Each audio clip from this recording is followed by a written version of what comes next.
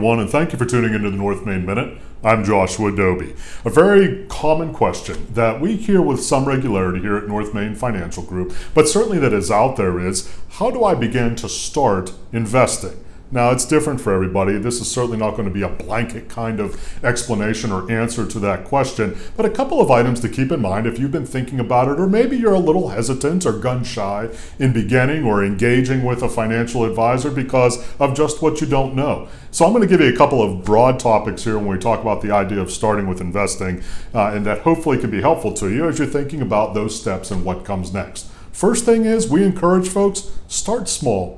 Truly, start small. Make it easy and convenient for you to start, because you're much more likely to continue the process through time if you start in a space which is good with your budget or which is good with your overall financial plan. If it's a stress and a strain and you're feeling very, very tight as you're beginning the investment process, chances are, just with how we're built, you're not going to be as enthusiastic about continuing it. But if you start small, there can be a good probability of success. Second big item that you want to keep in mind when it comes to starting investing, make sure that you're making good choices about how you invest. Do you want to be more aggressive? Do you want to be more conservative? Do you understand the pros and cons of each? What about the different investment vehicles out there? Should you invest in mutual funds? Should you invest in ETFs? Should you invest in stocks? You want to make sure that you understand the pros and cons of each of those possibilities, and perhaps you engage several of them as you're thinking about your portfolio, but you want to understand in advance both the positives and the negatives that can come with each of those kinds of items.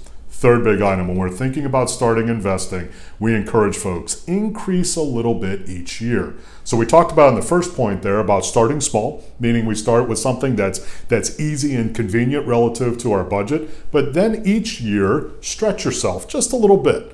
And you'll be surprised what will happen after a couple, 3, 4, 5 years, and you look behind you on money that you may not have missed at all, and now you have a nest egg that has started to accumulate. So it can be a very encouraging kind of process, starting small, adding to it over time, but also being mindful of where you're investing. You want to make sure that you're making good choices. If you want to reach out to us at North Main Financial Group, perhaps talk about starting investing. What does it mean? What are the kinds of options that are out there? What does it cost to be able to do that? We'd love to chat with you. NorthMainFinancial.com.